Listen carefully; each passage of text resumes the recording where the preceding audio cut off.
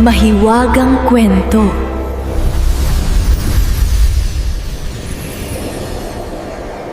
Sa isang tahimik na baryo kung saan magkakadikit ang mga bahay at halos magkakapalitan na ng ulam ang mga kapitbahay, may iisang pangalan na kinatatakutan ng lahat, si Mang Ruperto. Hindi dahil siya ang pinakamayaman, kundi dahil siya ang pinakamasungit, laging may sinasabi at pinakaalingasnas na kapitbahay sa buong baryo, ang inggiterong kapitbahay. Si Mang Ruperto ay nakatira sa lumang bahay na kulay kupas na asul. Sa likod ng bintana, nakasilip ang kanyang mga matang laging nakakunot, parang laging may hinahanap na mali sa ibang tao. Araw-araw, mula umaga hanggang gabi, lagi siyang nagmamasid.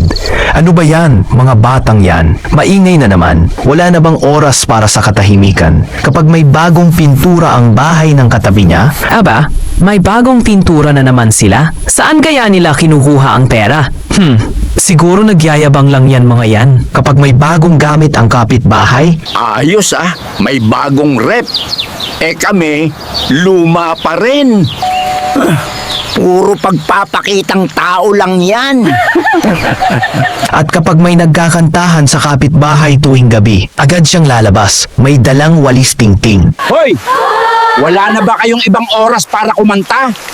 May kapitbahay kayong nagpapahinga. Sa kabila ng inis ni Mang Ruperto, masayahin ang baryo, may pamilyang Cruz ay laging may handang pagkain para sa iba. May mag-asawang Lito at Mara na bagong kasal at nagsisimula pa lang sa buhay. At may batang si Nika, 8 taong gulang, na kilala sa kanyang matamis na ngiti.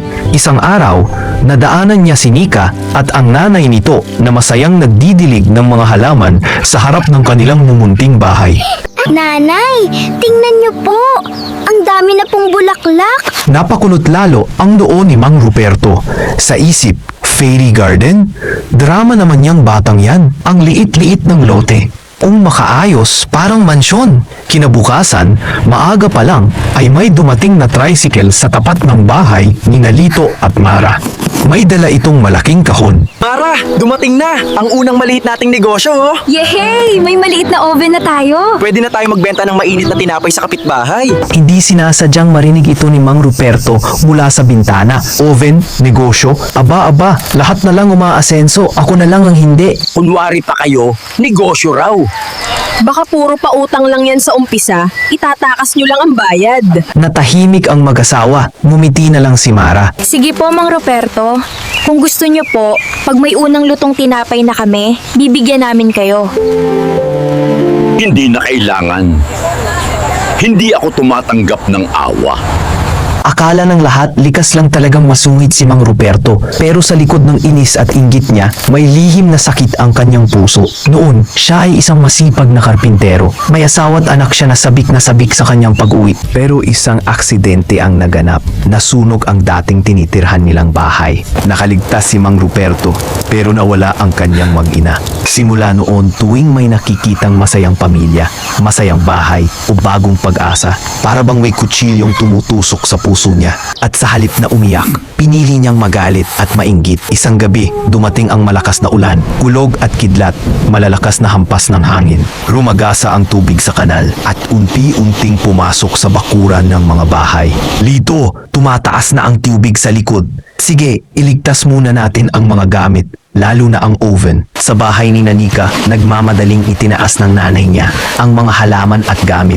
Si Mang Ruperto, tahimik na nakaupo sa loob ng bahay. Sanay na siyang mag-isa, sanay na siyang walang kasama. Ngunit nang sumilip siya sa bintana, ibang tanawin ang nakita niya. Mga kapitbahay na nagtutulungan. May humihila ng tali para hindi tangayin ng mga motor. May kumakandong sa mga bata para hindi mabasa sa baha. May nag-aabot ng payong, tabo, timba, lahat ng pwedeng makatulong ay handang tumulong. Maya-maya, may maliit na kamay na kumatok sa kanyang pinto. Tok, tok, tok. Mang Ruperto, binuksan niya ang pinto, iritado. Ano yon? Nakita niya si Nika, basang-basa, nanginginig, may hawak na maliit na paso na may iisang bulaklak. Mang Ruperto, pwede po ba akong pumasok sandali? Tumaas na po ang tubig sa amin. Ayaw ko pong maiwan tong bulaklak.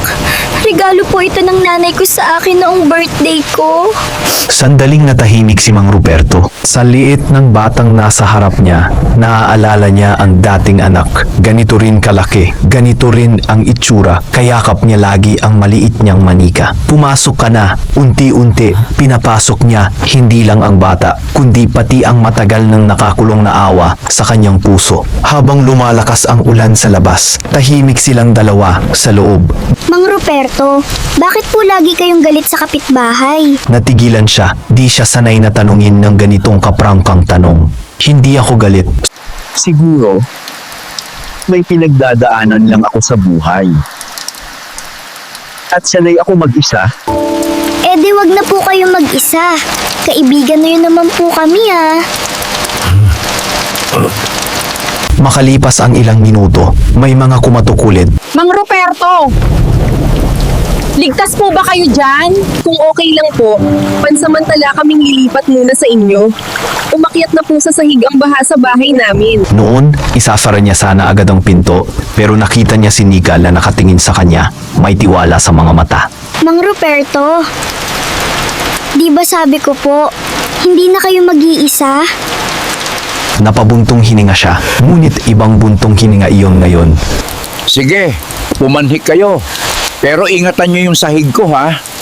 Unti-unting napuno ang bahay niya ng mga kapitbahay. May nag-abot ng pagkain, may nagpatuyo ng damit, may nagbibiro, may tumatawa. At sa unang pagkakataon, matapos ang napakahabang panahon, narinig ulit ni Mang Ruperto ang tunog ng tawanan sa loob ng sarili niyang bahay. Kinabukasan, bumaba na ang tubig. Nagumpisa na maglinis ang lahat. At alam niyo ba kung sino ang pinakaunang lumabas? May dalang walis, timba at tabo. Si Mang Ruperto. Oh, kayo, wag na kayong magreklamo sa putik. Tara, linis tayo. Ikman niyo yung tinapay ni Nalito at Mara. Baka libre pa yan sa mga masisipag maglinis. Nagkatinginan ang mga kapitbahay, sabay ngumiti. Parang may himalang nangyari sa baryo. Ang dating inggiterong kapitbahay, ngayoy unang tumutulong, unang humahagikik, at unang nag-aabot ng kamay. At tuwing may bagong pumapasyal na tao sa baryo, ito ang laging kwento nilang lahat. Nakatira dito si Mang Ruperto, ang dating inggiterong kapitbahay na natutong magmahal muli sapagkat ang tunay na kayamanan hindi nasusukat sa laki ng bahay o dami ng ginto, kundi sa laki ng puso at sa dami ng taong handang tumawag sa iyong kapitbahay, kaibigan at pamilya.